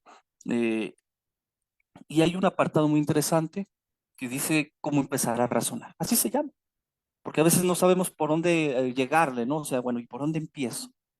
Y ahí dice, mira, pues parte de un conocimiento previo y súmale lógica. ¿Cómo? Sí, lo que ya sabes, pues de ahí pártele. Busca alguna jurisprudencia, busca alguna teoría que sea acorde a tus intereses ontológicos. Ahora ahorita que el maestro Gonzalo entró a ese punto, en cómo entiendes tú la realidad, o sea, cuál es tu ontología, y desde esa forma de ver el mundo, pues busca las teorías que te interesen, o sea, búscalas, pero parte de algún lugar. Y hay un principio lógico que dice que la nada, nada crea. Sí, es el famoso principio de Lucrecio, ¿no? De la nada no puede salir algo. Entonces, parte de un conocimiento previo, súmale la lógica, que es donde está el punto. Mira, argumentos y reglas de inferencia, así llegas a una proposición, la estatuyes y la subes a un argumento.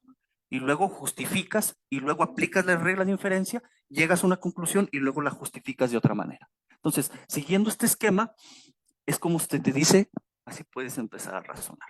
Ahora que ya sabes eso, te brincas a los argumentos de autoridad. Tienes una sentencia de segunda instancia, ¿sí? Por ejemplo, aquí tengo una sentencia de segunda instancia. Son 250 páginas. Imagínense, ¿no? Analizar los argumentos de esta resolución. Paso a paso. Ya para el amparo, pues ya tienen 8 años para promover un amparo. A lo mejor, bueno, ya como que ya era tiempo. Pero dice paso a paso. Y hay algo importante, colegas. El libro les da técnicas de clarificación conceptual. Así. Ahí hay un apartado que dice técnicas de clarificación conceptual, que en otras palabras es cuando no sepas qué significa una palabra, tienes estas 3 formas para entenderla. Haciendo un análisis semántico, un análisis de esto, aviéntate una teoría. Entonces, esas técnicas de clarificación conceptual tienen un punch muy interesante en los agravios y en los conceptos de violación y también en argumentos en una audiencia. Ahora, ¿qué es eso de la reconstrucción racional? El título está largo, es decir, ya de entrada puedes decir, pues qué onda, ¿no? Ya me quiso resumir todo el libro ahí. Pues perdón, pues el marketing, pues hay que dispensar, ¿verdad? Es parte del marketing, palabras clave ahí para que me posicionen en Google y todo ese rollo, ¿no? Pero la reconstrucción racional es una técnica que viene de la escuela analítica, que empezó con Carnap en el Círculo de Viena. Los filósofos así nos peleamos. A ver, voy a agarrar tu argumento, voy a ver cuál es la base lógica y si fallaste ahí, te voy a machacar. Entonces, la reconstrucción racional es una técnica de razonamiento lógico para ver la estructura de un argumento, para describirlo y evaluarlo. Tienen, por ejemplo, el argumento de autoridad que les dice, el agravio es infundado por lo siguiente, y les avientan las razones. Ustedes van a tener que ponerle atención a los cuantificadores existenciales o a los cuantificadores, al todo, al algún, al existen, para ir sacando las premisas. Y ahí les va diciendo el libro cómo. Y una vez que reconstruyen la base lógica, que ya saben qué lógica empleó, que bien lo dijo el maestro Pedro, casi siempre la aristotélica, proceden a evaluar el argumento. La técnica, ese es el segundo paso. ¿Cómo evalúo el argumento? Desde la correcta aplicación de las reglas de inferencia hasta las deducciones que fue haciendo en cuanto a la valoración probatoria. ¿Me explico? Una prueba me la valoró usando un silogismo disyuntivo. ¿Me lo aplicó bien? No, sí me lo aplicó bien. Ah, pero ¿por qué no estaba mejor analizarlo con un dilema constructivo? Entonces, ustedes construyen el dilema constructivo y van a llegar a una conclusión y que les puede beneficiar en la forma de valoración lógica de la prueba. ¿Sí? ¿A dónde voy con esto? A un punto bien medular, me voy a spoilear solo, pero pues a ver si les pica la atención para que lo compren. Miren, la lógica aristotélica tiene un problema, ¿sí? Ese problema se llama el contenido existencial de las proposiciones universales, señores. Con eso, a ustedes les han condenado gente, señores. A mí también me han condenado gente. Tengo un cliente que está condenado porque de ese escrutinio lógico caí y dije, estás asumiendo que mi cliente tenía la intención de matar, aunque las pruebas no lo revelan, pero lo asumes porque la lógica que subyace a tu razonamiento te está obligando a hacerlo. Entonces, cambia el enfoque, le digo al tribunal, al colegiado, le digo, mira, cámbiame el enfoque. En vez de aplicarme la lógica aristotélica que te da un contenido existencial, o sea, que te va a obligar a asumir que lo que existe en la cuantificación de todos, lo tengas también en la existencial. ¿Cómo así? Por ejemplo, si yo digo, todos los abogados son científicos, si asumo esto desde la concepción aristotélica, estoy asumiendo que todos los abogados que existen son científicos. Puede haber alguno que no, ¿sí o no? O sea, la simple intuición ya nos dice, pues a lo mejor alguno no, pero la lógica aristotélica los obliga a asumir que todos son así. Aguas con ese presupuesto, señores. Aguas. Y ese es un punto medular para la reconstrucción. Y ahí también les digo cómo combatirlo, cómo crear un argumento en contra de eso. Porque el libro les propone hacer lo que se llama la interpretación booleana del contenido existencial, que es la clave. Es la clave. Hasta aquí se los dejo. Hasta aquí se los dejo esa parte para que lo lean. Pero ahí está la clave. Entiendan esto y van a entender, van a tener un punch, una fuerza argumental muy interesante. El libro les propone usar lógica matemática. No penetro yo en la exposición de la teoría de conjuntos, pero les dice, la lógica que uses sigue las reglas y en la construcción racional, que se ejemplifica usando tablas de proposición, dice, no es tan complejo, dice, no tienes que aventarte toda una simbolización lógica, no, puede ser tan básica como una simple tablita de proposiciones universales. Deriva consecuencias y ya tienes tu reconstrucción racional. Cuando eso lo presentan en un concepto de violación, ya va a renegar el secretario de estudio y cuenta porque lo van a poner a estudiar. Y saben que para darte la contraria, va a tener que analizar tus propios argumentos en esos términos. ¿Sí? Esa es la fuerza argumental, señores. Que el que diga que ustedes están mal, tiene que demostrarlo racionalmente siguiendo el mismo proceso deductivo que ustedes saben. ¿Sale? Entonces, a grandes rasgos, esto es darles a ustedes técnicas porque trabajan con conceptos, con argumentos y hay que saber atacarlos. Los cursos de argumentación de otros también, o sea, se enfocan en teorías, en un conocimiento previo, pero la lógica ahí nos anda a veces fallando. Y la ontología, como lo dijo el abogado Gonzalo, también nos anda fallando. Entiendan cómo ven la realidad y qué dicen de ella. Y se van a llevar sorpresas tremendas. El maestro Pedro no me va a dejar mentir cuando se pone a filosofar, cómo a veces asusta esto. Cómo a veces llega uno a conclusiones que dices, ajá, cámara, ¿no? Pero es parte de señores abogados. Esto es lo que pongo a su consideración y espero haber captado su atención. ¿Sale? Adelante, yo creo que hay preguntas, los escucho. Pues sin duda ha captado nuestra atención. Ahora sí, es una propuesta diferente, son ahora sí nuevas ideas y le damos las gracias precisamente por compartir aquí en Jurista Ius esa nueva propuesta donde, como ya nos comentó, nos habla acerca de argumentación, de razonamiento. Ahora sí, cosas que ya veamos a lo mejor o estábamos olvidando de la lógica. Y pues bueno, realmente es una propuesta muy interesante. No sé si alguien tenga una pregunta, licenciado Mauricio, adelante. Sí, el licenciado José Roberto, si le podemos abrir su micrófono para que haga su comentario, por favor. Adelante, licenciado. Hola, buenas noches.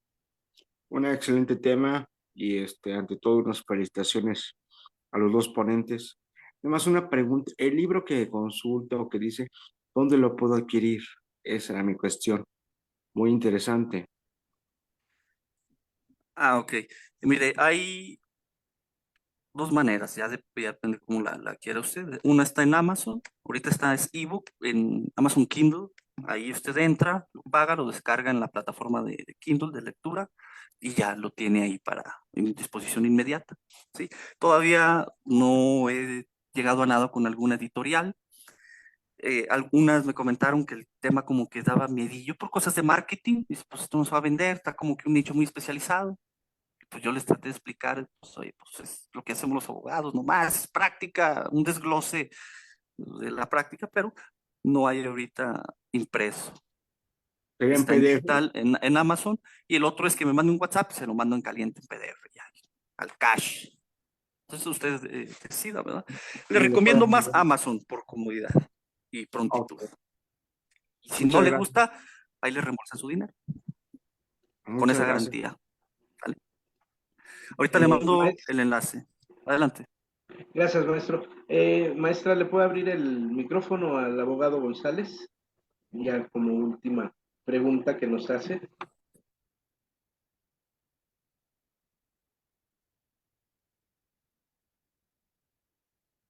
Adelante.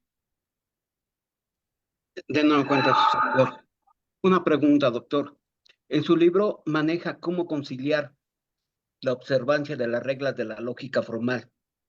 Esto es, el respeto a los principios de identidad, no contradicción, tercero excluido, razón suficiente, que deriva para justificar la legitimidad del pensamiento derivado de la corrección del silogismo, por ejemplo, deductivo. Lo pongo en caso concreto para darme a entender. Ujú, Con base al principio de identidad, A es igual a. ¿Estamos? ujú. Sí. Bien. Aquí la problemática es cuando se realiza en la práctica un reconocimiento de persona a través de imagen fotográfica no contemporánea y que Ujú, técnicamente está fuera de los parámetros para poder validar dentro de esos parámetros que sea la misma persona. Es más, como argumento de defensa ujú, se arguye, si se parece a ujú, mí, es porque es mi familia, no porque sea yo. Y hay ujú, más de 10 años de diferencia, ya había crecido totalmente esa persona en cuanto a su desarrollo, y por lo tanto, dice, pues bajo las reglas de la lógica dialéctica materialista, no puedes justificar que yo sea el mismo sujeto. Es decir, no puedes justificar que haya identificación de identidad entre el sujeto activo del delito con mi persona como imputado. Da las pautas en ese sentido para poder afirmar de que las leyes de la dialéctica materialista, ¿sí?, ujú. respetan las reglas o los principios de la lógica formal para validar la conclusión. No obstante que no son contemporáneas las fotografías, eres tú. Ese es el punto concreto. ¿Es viable o dar las pautas a su libro de cómo justificar cuestiones de verdad de enunciados sobre veracidades de los hechos? Porque simplemente, pues técnicamente no puedes decir que sean las mismas personas. ¿Por qué? Simplemente ni científica, ni a través de antropología o lo que tú quieras, se puede justificar que seas tú el de la foto. ¿Cómo nulificar o decir que no se respetan las reglas de la lógica formal aristotélica, formal, totalmente deductiva? ¿Sí? ¿Se Mire, el darían las libro, pautas en este punto? sí, sí, sí, de hecho la técnica de reconstrucción racional se encarga de eso. Se dice, mira, por ejemplo, ya está el hecho, el juez da su argumento del por qué la persona es quien dice ser, ¿no? La identidad, pero en su sentido material, ontológico, ¿va? Como individuo, Ujú. como existente. Pero ya entrando el razonamiento del juez, al aplicar este principio de identidad, tenemos que clarificar los conceptos que el juez usa, ¿sí? Por ejemplo, ¿qué está entendiendo él por la identidad del sujeto, que sea el mismo? ¿Qué entiende él por la prueba de reconocimiento? Y el juez no nos lo va a decir, pues no, pero está implícito en sus argumentos. Lo sacamos de ahí y sacamos los presupuestos de los que parte. Y ahí, maestro, es donde, al encontrar los presupuestos, es donde vamos a ir deshilando para justamente ver que le falló el principio de identidad. No solo en una cuestión ontológica, material, sino ya lógica. En la identidad en abstracto como sujeto activo, o bien ya con la plena identidad del sujeto dentro del razonamiento. Sí, sí se da la pauta, solo que con el grado de detalle que me lo expuso, es el grado de detalle que el libro exige justamente, pero vaya así sistemático. Sí, sí se dice. No se pone un ejemplo tan específico como este, pero sí, sí se hace referencia a este tipo de situaciones donde la cuestión material puede variar un poco en la cuestión lógica, pero eso a través de los presupuestos de los que parte o da por sentado el juez. Y uno de esos es ese. Para razonar lógicamente da por presupuesto que materialmente la persona sí es. Y ahí lo extrae y empieza a desglosar, por ejemplo, las reglas de inferencia que maneja el silogismo tradicional. Y si le conviene, aplica una regla de inferencia diferente, ¿no? Puede plantear, con lo que escuché, usted puede plantear un silogismo, se llama más bien un dilema constructivo. Esta forma lógica es la que puede tener este contexto que me platica. O un dilema destructivo donde va a aplicar el modus ponens para poder refutar lo que dijo el juez y confirmar lo que usted dice. Entonces, estos dos dilemas son bien interesantes en este tipo de casos. Sí, señor. Entonces, perdón, ¿usted considera que es viable que se puedan adecuar las leyes de la dialéctica materialista a los principios de la lógica formal, no obstante que por naturaleza son totalmente contradictorios? Bajo ese parámetro yo le podría decir, si lógica formal, tal como le indiqué, A es igual a A, desde las leyes de la dialéctica materialista podemos decir que A es igual a A, pero A1, A2, A3, acorde a la evolución del tiempo, va a llegar en un momento en que se convierta en B, y entonces ya no va a ser A. Entonces podríamos decir que sí es aplicable las leyes de la dialéctica materialista a la lógica formal, porque sea como sea, no es contemporánea la foto y no puedes decir que sea la misma persona. Científicamente no puedes afirmar ello tampoco. A través de testigos pues, es como se detiene, ¿no? Es la misma persona la que aparece en la foto, es el tal persona o tal sujeto, es el bueno, como dicen coloquialmente. ¿Sí? Sí, Y reitero, sí. técnicamente no se puede justificar por variaciones, etcétera, ¿sí? Y tan solo porque está fuera de los periodos de temporalidad. Sí, es que el punto, maestro, es este. Noto esto, mire. Estamos en el campo material ya de las proposiciones, ¿no? De su contenido, ¿verdad? ¿Qué es lo que interesa? Y ahí justamente pues ya entra la pericia de cada abogado. En ese contexto, que el libro entre algún tipo de lógica material, que busque cómo explorar, por ejemplo, el principio de identidad, pero ya en la materialidad del existente, la cosa de la que se habla, el referente, a ese grado de detalle no, sino que viene que cuando lo aplicas, te lo traes para acá, al lado de la validez formal, y desde ahí lo atacas. Entonces, esta es una cuestión que se presupone en el sentido de que materialmente puedes usar la lógica que, pues a tu consideración teórica como abogado sea. ¿Me explico? Pero cuando pasas a las famosas reglas de la lógica, que son las que se desglosan ahí, cambia. Y es desde ese punto de vista donde se puede refutar lo que usted comenta. En resumidas cuentas, ¿se puede aplicar? Sí, pero dudo mucho que vaya a ser válido. Aplicando, y esto podría hacerse a lo mejor aplicando, para si queremos refutar todo, pues con el modus tollendo tollens, ¿no? El negando niego. Niego la consecuencia, que es que la persona sea la misma, y niego el antecedente, que es el conjunto de datos de investigación de la que se partió, la nula variación en el tiempo de la identidad de la persona, y ya con esto le doy una fuerza lógica a mi argumento y una justificación.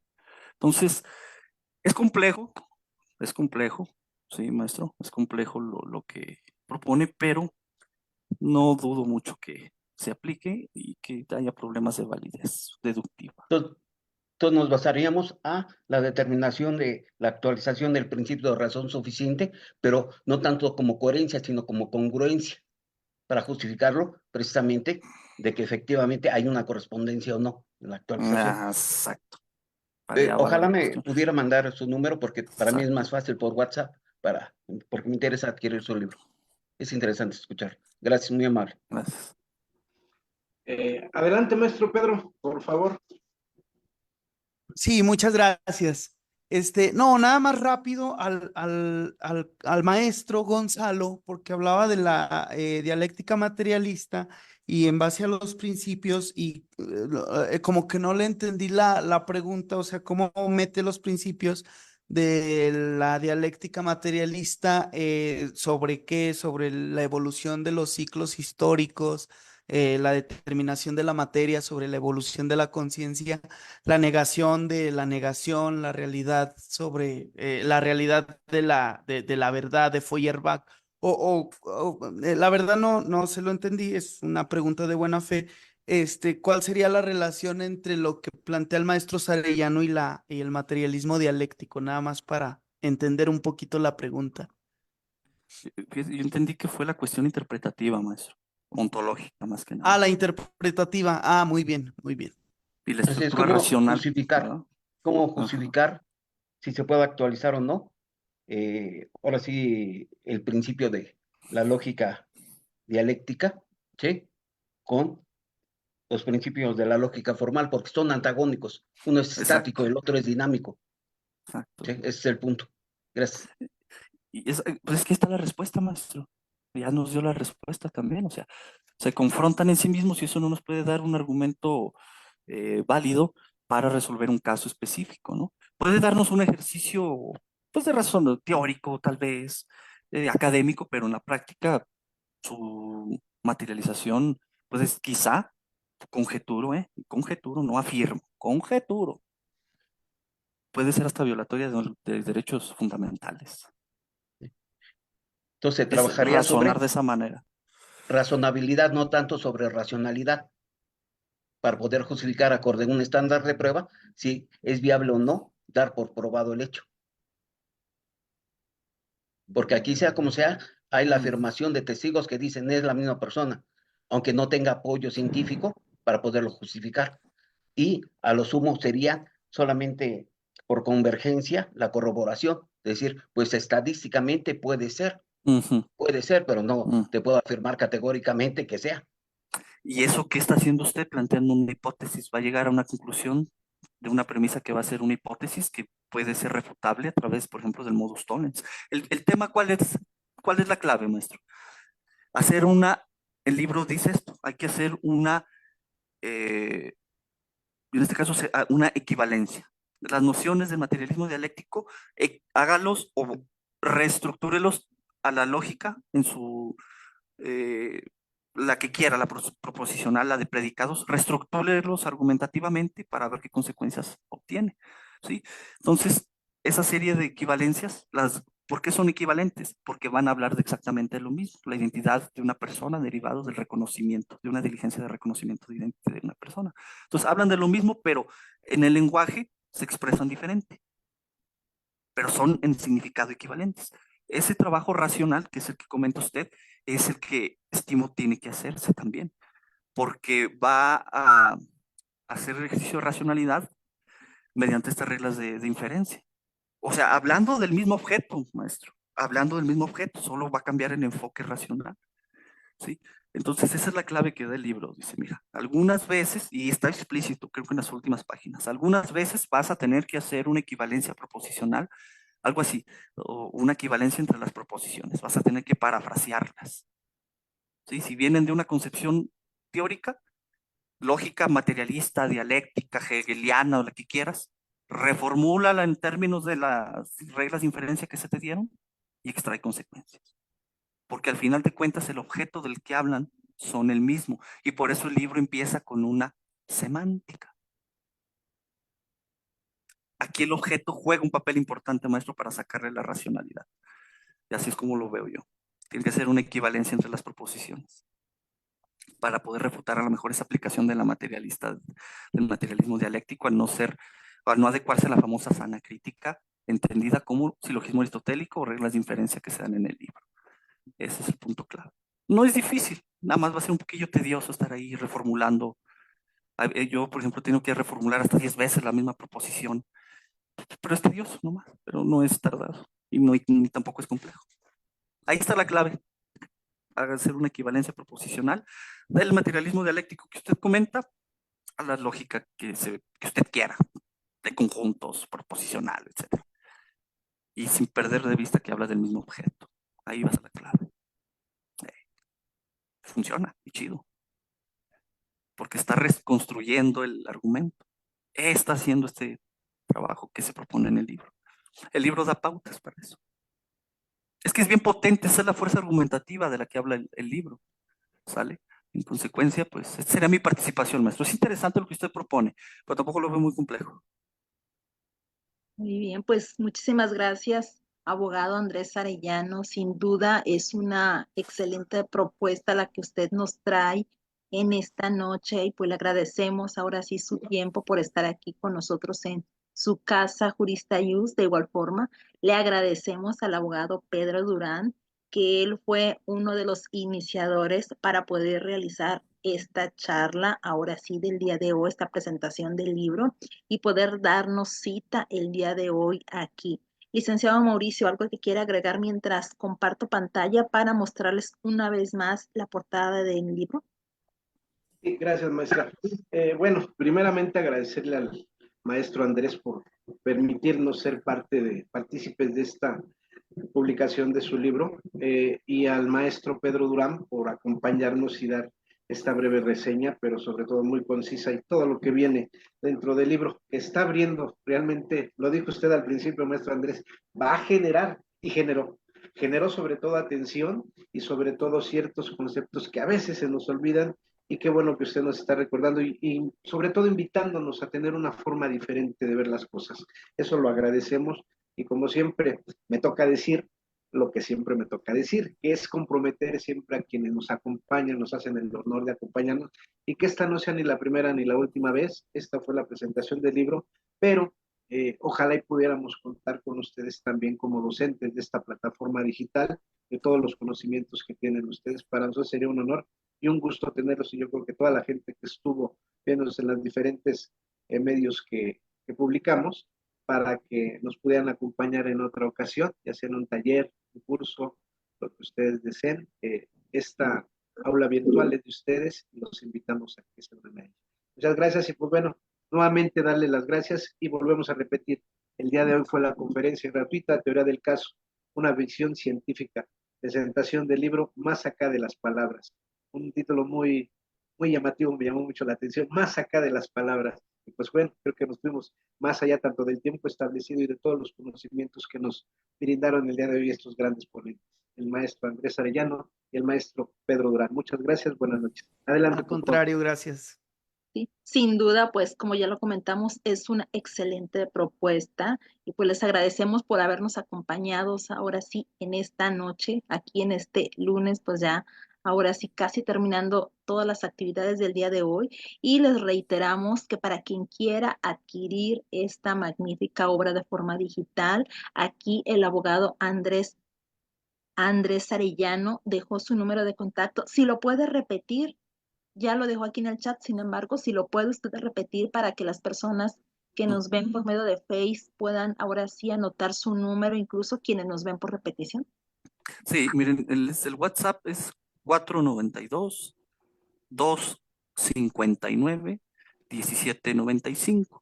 Y hay un WhatsApp, ahí en WhatsApp los atiendo, y si quieren en Amazon, ahí entran, ponen el título de Más acá de las palabras, mi nombre, y les va a aparecer. Sí, el libro ahorita está en 200 pesos, está regalado, porque interesa ahorita que generar, o sea, no quiero vivir engañado, colegas, quiero ver si eso va a ser útil también a la práctica, o son puras chaquetas mentales, dicen por ahí. Entonces, también sí, tengo un podcast, se llama Abogado Científico, en Spotify, un blog, y ahí los invito a que se den una idea. Son 90 episodios donde profundamente hablo de todo este rollo. Hablo del método de estudio de casos, de filosofía científica, de razonamiento científico, y actualmente el último episodio fue del Amparo 4 diagonal 2022, donde propongo ver a la definitividad penal como una relación matemática entre varios elementos de un dominio y un rango. Ahí es una hipótesis. Y vayan, escúchenos, suscríbanse, compártanlo. Ya saben, déjenme hago promoción. Y tomo la invitación para algún día de esto estar aquí dando algún curso o algo que tenga que darse, si puede ser relacionado al libro o ajeno a él. ¿Sale? Sin problema. Muy bien, muchas gracias, abogado Arellano. Pues también aprovechamos para que el abogado Pedro Durán nos diga cómo lo podemos encontrar en sus redes sociales.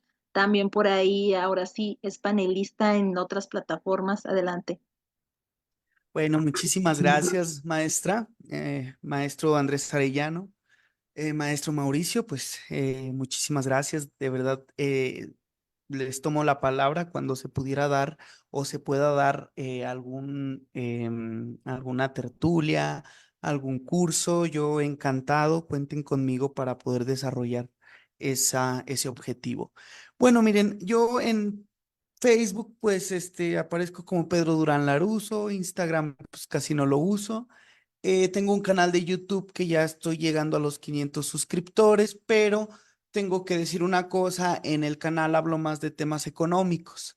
Entonces, pues casi no, sí, todos los días me dedico al derecho, pero también tengo ahí mis actividades secundarias. En efecto, he tenido participaciones en otros lugares.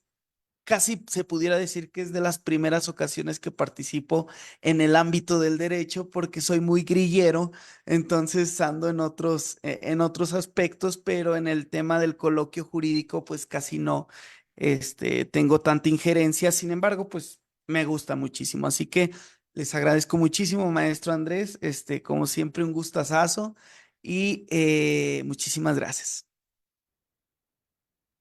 Licenciado Mauricio. Pues creo que el compromiso ya quedó hecho. Gracias por siempre permitirme esa participación, maestre. Pues bueno, ya tenemos a dos próximos docentes aquí en esta plataforma y va a ser un gusto y sobre todo el gusto del día de hoy, un honor realmente tenerlos.